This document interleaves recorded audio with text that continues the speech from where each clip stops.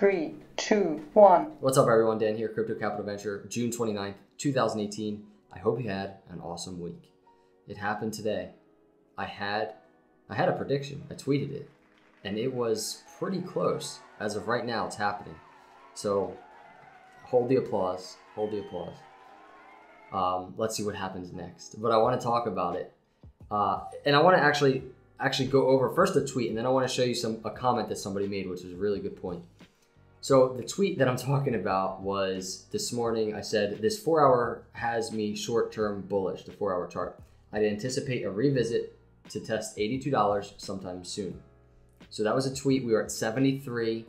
And then you can see a little bit ago, I retweeted that and I said, here we go. Because we made a run. I think we hit 80 bucks. And right now we're at 79. But Nick made a really good point, or had a good question. He said, can I suggest a video topic? Use this tweet as a TA lesson. Explain what you saw before, what indicators you saw, and show the follow through. So that's a great idea. So that's what this video is going to be about. And we're obviously also going to talk about Litecoin and just where we are right now in the market. But let's hop in and just talk about Nick's question. What did I see? To tweet that earlier this morning when I did. So I'm going to start on the weekly. This is very simple. This isn't rocket science. I don't have a ton of lines going all over the place. This is just completely based on momentum. It's completely based on historical data. And this is the way that I chart. This is the way that I look for dips to accumulate.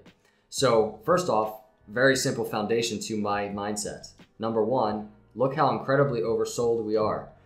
This is the weekly chart. I talked about it yesterday. We're way overextended in this downward, basically wedge that we're in, this third one that we've had since all-time highs. Oversold.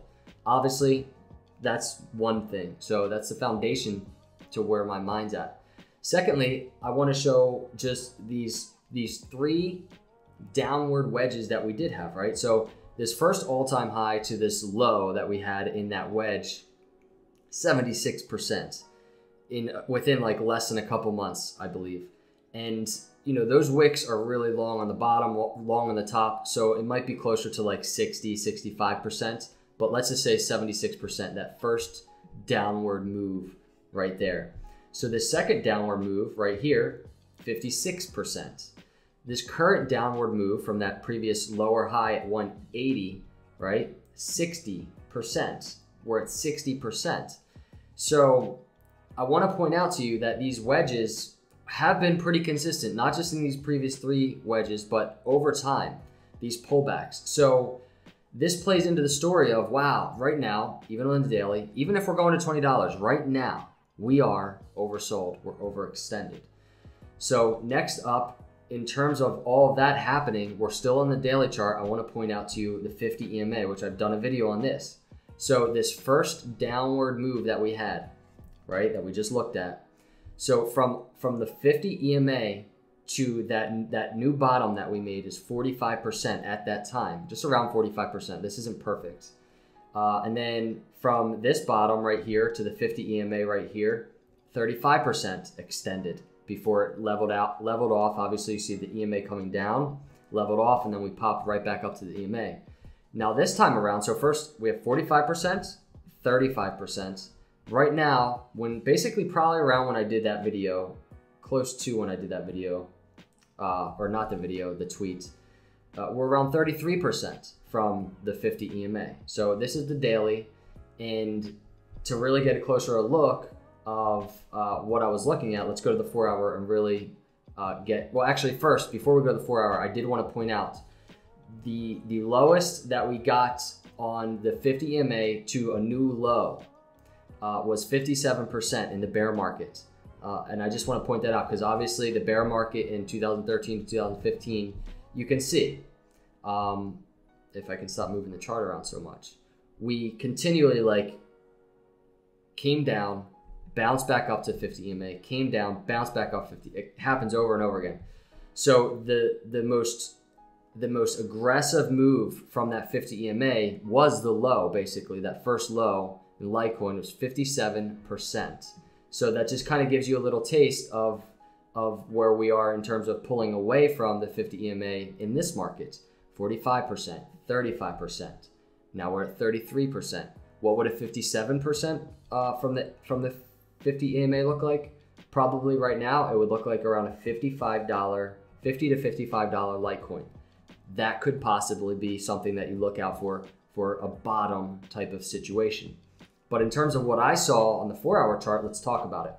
So on the 4-hour chart, it's pretty simple what I was looking for.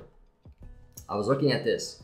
In this downward wedge that we've had since 180, with these lower lows, right, and these lower highs, basically you'll see, and I'll take a horizontal line. So for instance, this low that we had right here, it's like $109 or so. It was a low that we formed. When we actually, and we talked about it, I'm sure there's videos of me talking about 109 is critical. We can't break 109, but when 109 breaks, look how it broke within a 4-hour candle. It broke pretty harshly. And that candle actually went down to 104, and beginning of that 4-hour candle was 113. So 113 to 104 in a 4-hour window, pretty aggressive, and the market felt it, but it happened. Next, again, the next low we had right here was like 89 or so, right? Same type of thing, 4-hour window, we broke it pretty quick, and we had a pretty low move down to 83. So like 1 minute we're at 89, even close to 90, and then we're at 83, just very quickly. Now what happened previously is, obviously we've been tracking and we've been doing videos on this previous low right here at 73. But what happened is we started approaching it slowly with no volume, not much happening, and we started trading sideways basically. We didn't really aggressively cut through that low. So that low of 73, though we did for a short term go below it and we hit 72, we kind of traded sideways there. And for me, that told me that we're most likely not going to break that low right now, aggressively at least. And with all of that put together with the fact that I just got done doing the video on how overextended and oversold we are, I could definitely see how we're going to retest the 50 EMA, right? And also at the same time, there's some confluence going on here, that previous lower high right there, right around $82. So just that area of $81, $82 was an area I saw us retesting as we bottomed out here and saw some support actually at that 72, 73 area. So now that we've approached it. I wasn't saying we were gonna break it and just kind of moon from there. I said we're gonna test it, and we are right now, as I do this video, testing it. And I'm short term. So when I did the tweet earlier, I was short term bullish, and now I'm kind of short term bearish and I'm only short term bearish because every time we approach that 50 EMA since this recent high, not too recent, but in May of 180, every time we approach that 50 EMA, we pretty much fail to break it. We fail to approach it and break it, and it's just continually just a new lower high. And basically in this little formation, you can see right now we are kind of in this lower high area. So it seems like it ran out of steam as I do this video. I could be wrong. I could start uploading and we might pick up some volume, and we might actually break the 40 or the 50 EMA on the 4-hour. So bullish wise, that is something to look out for. If we actually break this 50 EMA, that is the first step, in my opinion, of forming this bottom. And I want to point out, even if we break it, say we break it and we test 85, which could be a critical area of resistance, we may bounce off of that, and we actually might come down and test this area. But this channel right here, $85 to $73, is not a bad channel to bounce around in for a little bit if we need to, before a breakup and before we form this bottom. And that would be a nice scenario, as opposed to just forming a new lower low and then a break down again to the $65, $60, $55 area.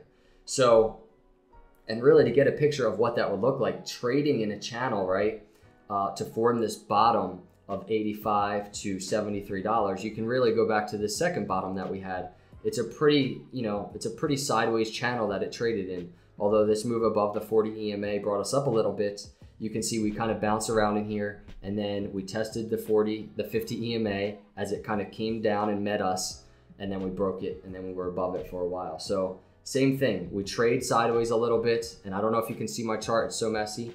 The 50 EMA will level off with us, we'll be close to it, and then we can break it. That's a bullish scenario. That's the first step in a bullish scenario at least, and that would need to translate into also not only higher highs in the 4 hour, but eventually higher highs on the daily to be really forming this third bottom here in Litecoin. What's up everyone? My memory card of my camera decided to be full, but that was the end of the video anyway. Let me know your thoughts. Do you agree with my thoughts? I guess what's crazy is right now we're at $81.23, so we're making a little bit of a move.